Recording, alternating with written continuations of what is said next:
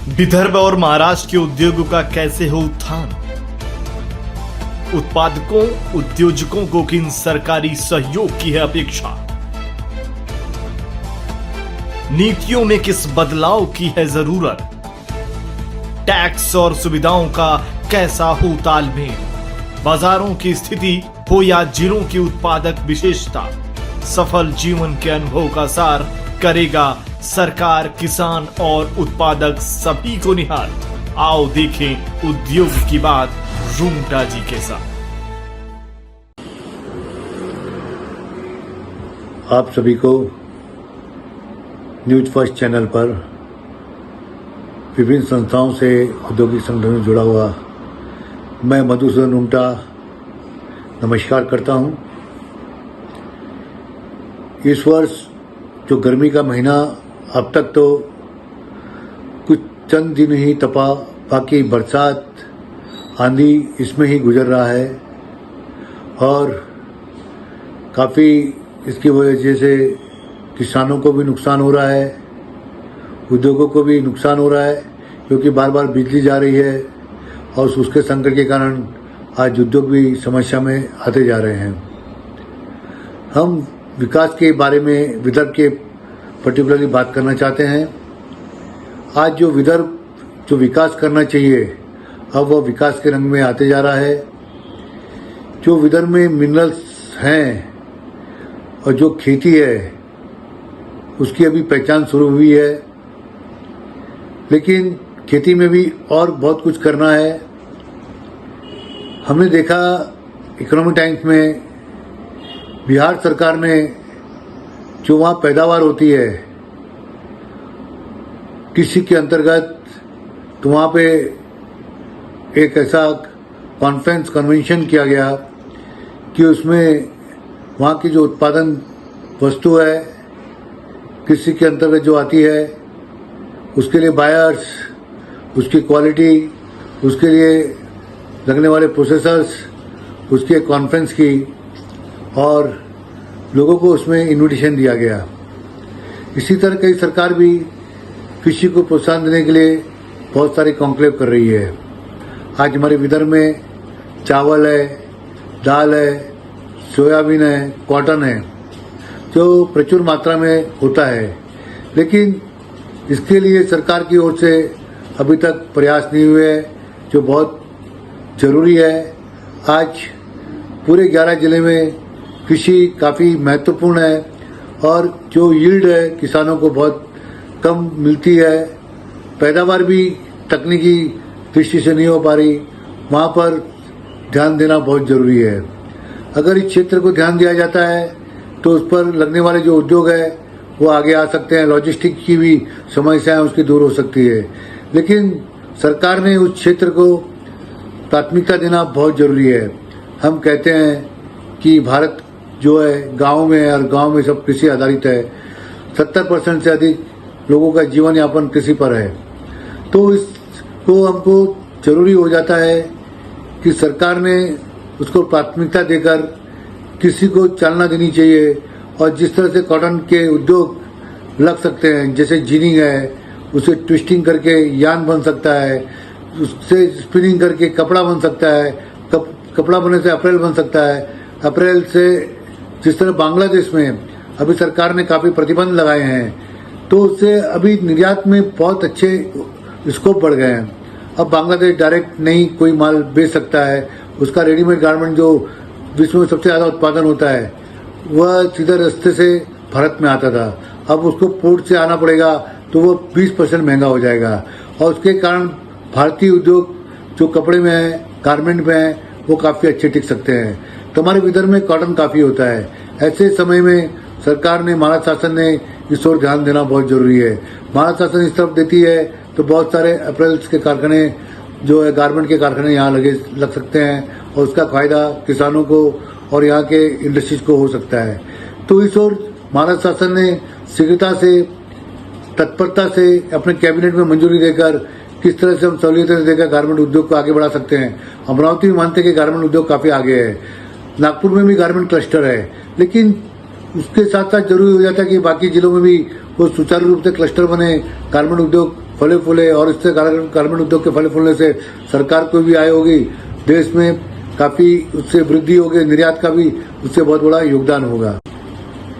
हम कुछ हमारे विदर्भ के उद्योगपतियों के बारे में भी बात करना चाहते हैं, जो विदर्भ में रहकर यहाँ पर काफी विकास किए हैं और कुछ विदर्भ के होते हुए भी अपने दूसरे प्रदेशों में भी जाकर उन्होंने विकास किया है। तो सबसे पहले मैं सोलार के सत्यनारायण जी नोएल, जिन्होंने नागास्त्र बनाकर आज पाकिस्तान के युद्ध में बहुत बड़ी विजय दिलाई और उसकी हमारे प्रधानमंत्री मोदी जी ने बहुत बुरी प्रशंसा की और उन्होंने भी अपना समय वहाँ गुजारा। सत्यनारायण नोएल जी ने एक छोटे से कारखाने से शुरू कर चंद्रपुर से उनकी शुरुआत हुई और नागपुर में आज बहुत विशाल रूप में उनका सोलार इंडस्ट्रीज काम कर रहा है और डिफेंस सेक्टर और एक्सप्लोजिव सेक्टर में एक बहुत बड़ा योगदान दे रहा है। उसी तरह से हल्दीराम भुजियावाला मिष्ठान उद्योग में काफ़ी अच्छा काम कर रहे हैं।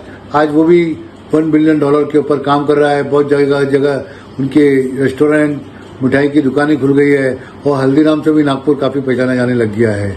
उसी तरह से रिसोड के पुरुषोत्तम जी अग्रवाल और मधुसूदन जी अग्रवाल, इन्होंने भी छोटे से गांव में वहां से शुरुआत करते हुए आज संभाजी नगर में अजंता फार्मा का बहुत बड़ा कारखाना लगाया है और उनके उद्योग के लिए उनके पुत्र को भी भारत रत्न से सरकार ने नवाजा था।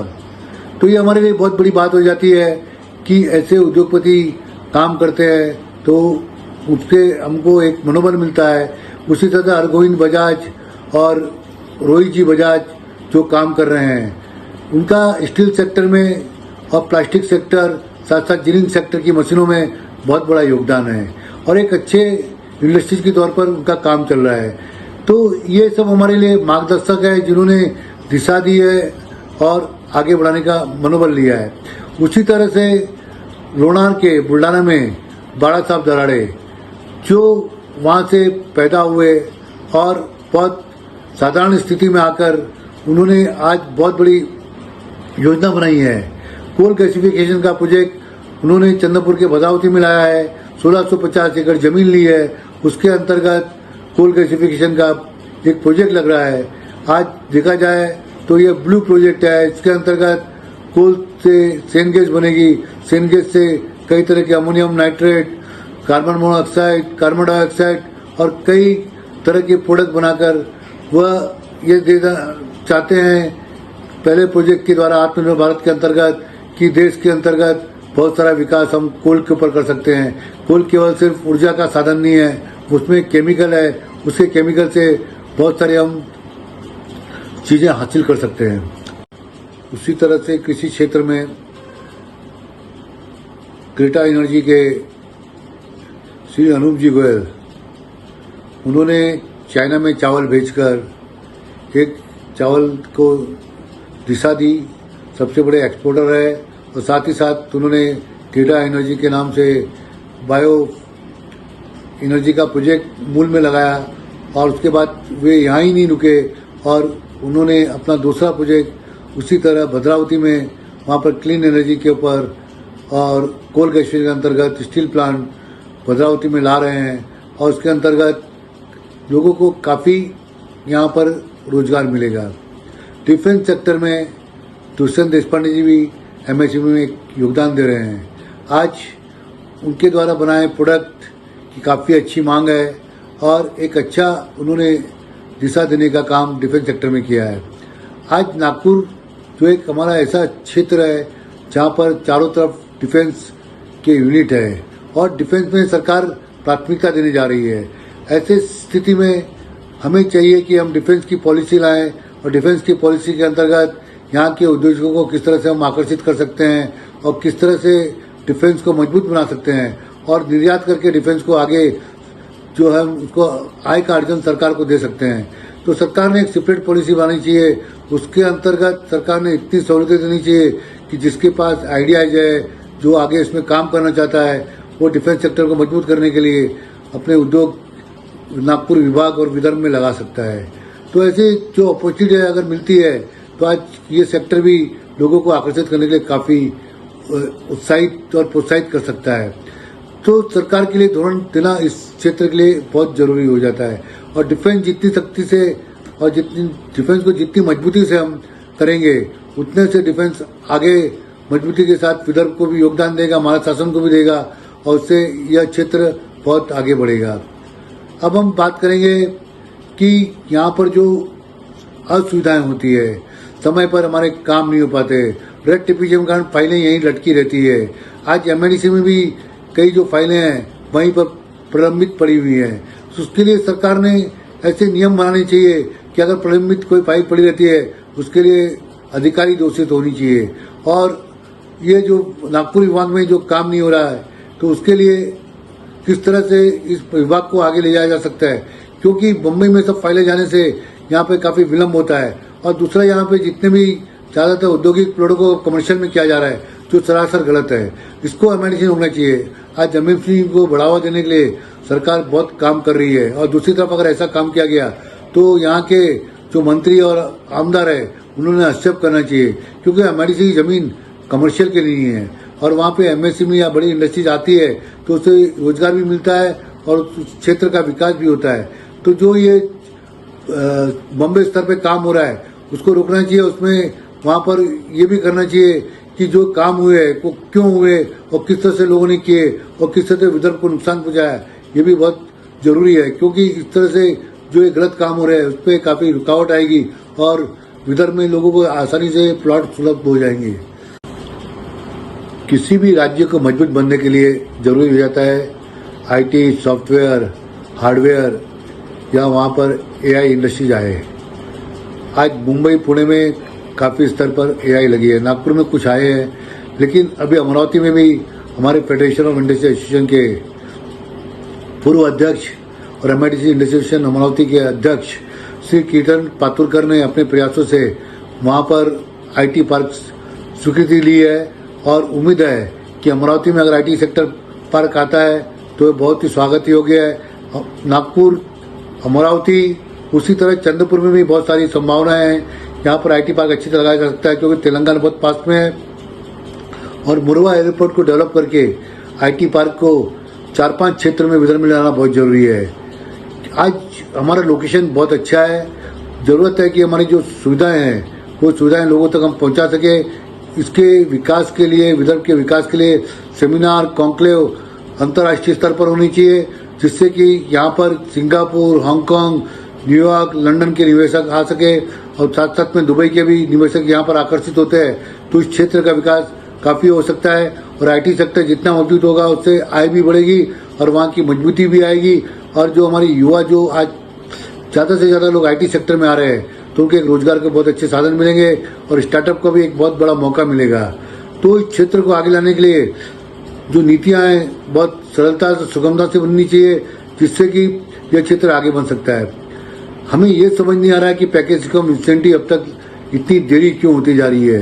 ये जो स्कीम इंसेंटिव 2024 में आनी थी, लेकिन अभी तक इसका आता पता नहीं है। काफी इस पे विचार हो गया है, सब इस पे विश्लेषण हो चुका है, लेकिन क्यों यह स्कीम अटकी हुई है, इसके कारण बहुत सारे अभी निवेश अटके हुए हैं। हम चाहते हैं कि सरकार ने इस ओर शीघ्रता देनी चाहिए, जिससे पैकेज में जो इंसेंटिव आते हैं अगर बहुत अच्छे होते हैं तो विदर्भ में बहुत बड़ा निवेश आने वाला है और विदर्भ बहुत सुचारू रूप से, सुगमता से बहुत आगे बढ़ेगा। क्योंकि हमारे पास संसाधन है, हमारे पास सब कुछ है, सब कुछ होते हुए भी हम पिछड़े क्यों है, ये हमारे पर एक प्रश्न बना हुआ था।